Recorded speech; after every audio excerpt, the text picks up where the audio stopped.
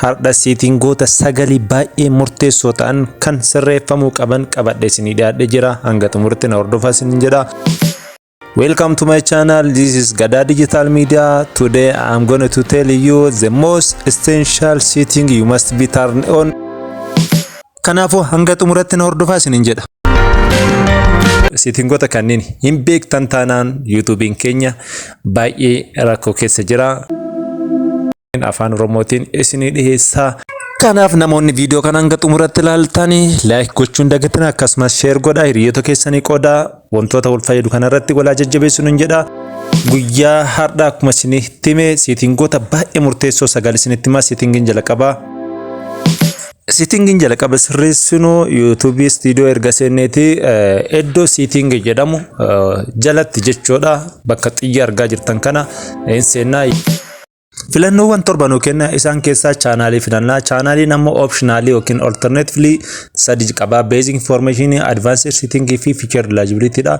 Feature eligibility ni akkuma argaa jirtan standard feature jala qaba. Egaa standard feature yeroo jalqaba chaanaalii bannu kan enable goonu jechuudha. Chaanaaliin inni lammaffaa ammoo intermediate feature dha. Inni kun baay'ee murteessaadha.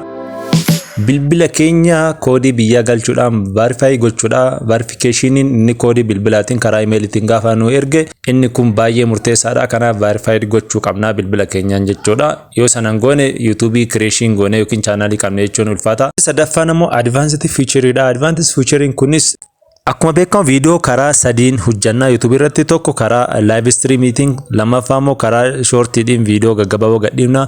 Inni sadaffaan karaa primaryidhaan gadhiifna. Viidiyoota gadhiifnu kanneen eligible gochuu qabna. Setting kana jala osoo hin baane requirement waan barbaachisu jira jechuudha. Requirement isaa access feature isaa yookiin wantoota guutuu qabnu jira. Option sadii nu kenna. Use video verification, use your valid ID fi build channel story dha. Kanneen keessaa use video verification guutuun viidiyoon keenya akka verified ta'eeti linkiin kophaan viidiyoon akka taa'u gargaara. Kanaaf ammoo viidiyoo irrattis akka argamuuf setting kun baay'ee murteessaa waan ta'eef sirriitti use video verification kana guutuun baay'ee murteessaa akka ta'e hubanneeti setting kana seera itti fayyadamuu qabna jedha. Setting 2 yookiin setting lamaa fi sadaffaa kan sirreessuun isa kana akkuma argaa jirtan chaanaalii keessaa osoo hin baane basic information jala deemna. Basic information wantoota lama ijoof jala qabanii. Inni jalqaba counter of residence dha. Egaa biyya keessa jiraataa jirru sanguuna. Akkuma beekamu biyya Afrikaa keessa biyyoota akka Egypt, Nigeria kanneen malee Itoophiyaa keessatti residence YouTube'dhaan verification Itoophiyaaf kenneen jiru. Amma Indiyaan jira Asia keessa akkuma argaa jirtan. Kanaafuu US guutaa yeroo baay'ee namni Itoophiyaa keessa jiru isinis US guutuu hin dandeessanii. Basic information jala osoo hin baane erga residence guunneeti keyword jira. Keywordin kun ammoo viidiyoo nuti jennutti jechoota yookiin gabaajota dhiyaatan ICT ta'uu danda'a, waa'ee technology fi waa'ee video related issue ta'an yoo guunne jechuudha. Kanaafuu wantoota kanneen yeroo guunnu baay'ee of eeggannoodhaan guutuu qabna. Innis baay'ee murteessaa. Viidiyoon keenya akka view argatuuf keywordota ciccimoo baay'ee murteessaa ta'an guutuu qabna. Waa'ee entertainis yoo ta'an dhimma entertain wal qabsiifnee keywordota guutuu qabna jechuudha.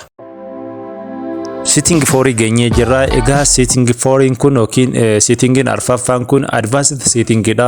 Audience targeting kenna. Viidiyoon kan nuti jennuuf eenyuu fi sadarkaa umurii isaaniitiin gargar qoodee lafa kaa'ee iddoo kanatti target audience kenna. Adult moo kid dha. Ga'eessota moo ijoollee yookiin daa'immanii kan jedhu adda baasnee beekuu qabna. Yeroo kana optionally sadi nu fida. Kanaaf no made for this kid yoo jenne viidiyoon keenya daa'immaniif akka hojjetaman jirretti kaa'uu qabna. Yoo kanaafuu advanced setting ta'uu isaa hubanneeti yeroo guunnu yes not channel this channel made for this kids kan jedhu guutuu qabna jechuudha. Inni taanu setting 5 dha. Setting baay'ee murteessaadha. Egaa wantoota sadiif jala qaba. Upload default case erga seeneeti basic information kan jedhu title, description. Egaa visibility fi tag waan ijoof jala qaba. Wantoota afurii kana keessa wantoonni sadi baay'ee murteessaadha. Title nuti viidiyoo kenninu asirra guutama. Lammaffaa immoo description keessatti yeroo baay'ee kan nuti guunnu description waa'ee viidiyoo ibsu qofa osoo hin taane iddoo kanatti linkota media outlet yookiin miidiyaalee hawaasaa biroo fayyadamu kan akka Twitter, kan akka Facebook, kanneen akka Instagramii, kanneen akka Twitter yoo qaban guutuu qabna. Kanaaf baay'ee murteessaadha setting kana laallee guutuu qabna. achiin ittaansee ammoo waa'ee visibility ammoo yeroo baay'ee viidiyoo keenya upload yeroo gana visibility wantoota sadi jira.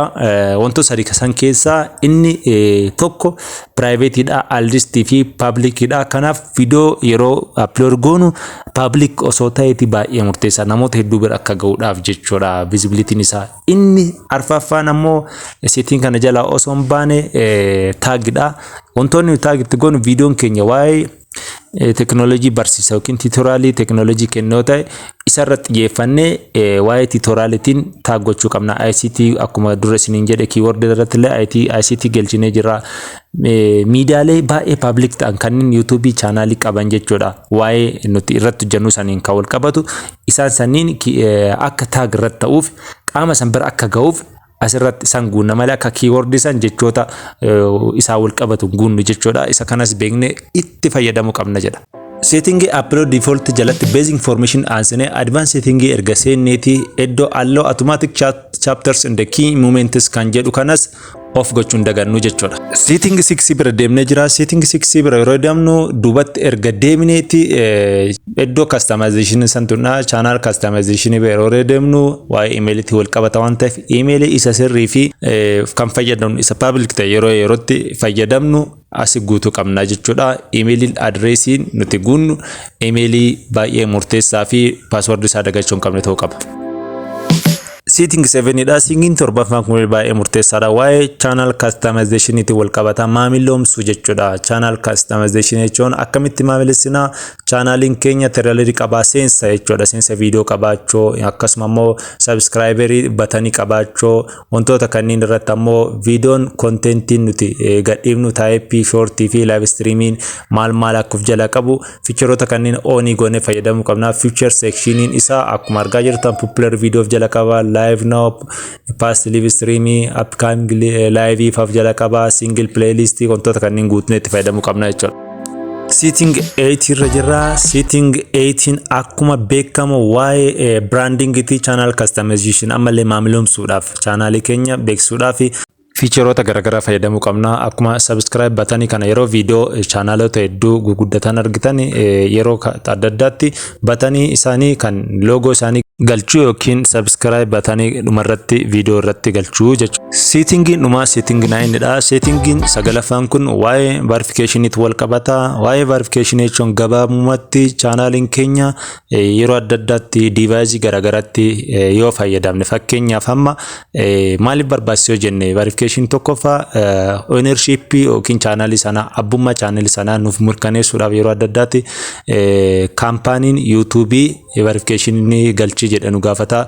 Yeroo kana ammoo device computeras ta'ee laptop adda addaatti yookiin bilbila adda addaatti yoo chaanalii keenya bannee kan fayyadamnu taate yeroo adda addaatti verify godhii kan kee ta'uu mirkaneessii kan jedhu gaafata jechuudha. Bilbiluma keenya nu bannee jechuudha. Maaliif device adda addaa irratti yoo fayyadamne maaliif sababa hack ta'uu danda'uuf chaanaliin nama tokko namni tokko email isaa yoo jijjiiree maqaa isaa jijjiire chaanaliin kan kee contentii biraatiin waan biraa hojjechuu danda'a chaanalii kee dhabuu dandeessa.